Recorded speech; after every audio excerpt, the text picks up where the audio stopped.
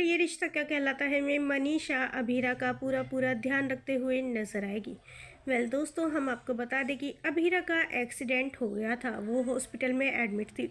जैसे ही अरमान को पता चलता है कि अभीरा हॉस्पिटल में है, वो भागा भागा तुरंत अभीरा के पास जाता है और कहता है कि अभीरा तुम उठो, तुम्हें क्या हो गया है। इतने में ही अभीरा को होश आ जाता है और अभीरा घर पर आ जाती है।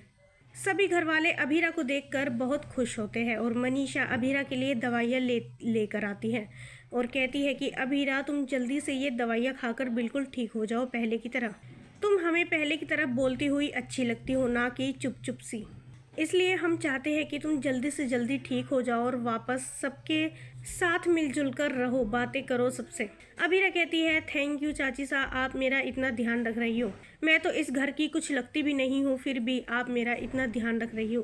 तभी मनीषा कहती है कि क्यों नहीं लगती, तुम इस घर की बहू हो। जैसे रूही इस घर की बहू है, वैसे ही तुम भी इस घर की ही बहू हो। अगर तुम्हारा ध्यान घर वाले नहीं रखेंगे तो और कौन रखेगा। इसलिए चुपचाप से ये मेडिसिन खा लेना और जल्दी से ठीक हो जाना। और अभीरा तुम्हें किसी भी चीज की जरूरत हो तो मुझे बताना। वहीं अरमान भी अभीरा से कहेगा कि चाची साहब बिल्कुल ठीक कह रही है, अगर तुम्हें किसी भी चीज की जरूरत हो, घर में बहुत सारे लोग हैं, तुम किसी को भी आवाज लगा सकती हो अभीरा। और तुम्हें ये दवाइयाँ खानी ही होगी, तुम्हें जल्दी से पहले की तरह बिल्कुल ठीक होना होगा। और तुम केस की जिद छोड़ दो अभीरा, पहले अपनी सेहत पर ध्यान दो, पहले बिल्कुल ठीक हो जाओ। वहीं अभीरा अरमान पर भड़क जाती है और कहती है कि मैं ये केस वापस नहीं लूंगी, मैं ये केस बिल्कुल भी नहीं छोड़ूंगी अरमान। चाहे तुम मुझे कितना ही बहलाओ फुसलाओ, कितना ही मेरी तबीयत का बहाना करो, लेकिन मैं केस से पीछे नहीं हटने वाली। मैंने जो एक बार ठान लिया वो मैं करके ही रहूँगी। मैंने ठान लिया है, मैं गरीबों को उनके हिस्सों का घर दिलवा कर रहूँगी। और देखना अरमान, ऐसा ही होगा, कोर्ट में जीत हमारी होगी, ना कि दादीसा की। अरमान कहता है तुम जैसी जिद्दी लड़की मैंने आज तक नहीं देखी अभीरा, जो इतनी बीमार होते हुए भी अपनी सेहत की नहीं बल्कि केस की पड़ी है।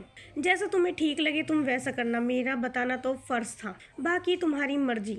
वहीं अभीरा कहती है तो इस बारे में, केस छोड़ने के बारे में मुझसे दोबारा बातें कभी मत करना अरमान। दोस्तों, क्या लगता है आपको, क्या अभीरा हट जाएगी इस केस से पीछे और छोड़ देगी गरीबों को उनके हालात पर?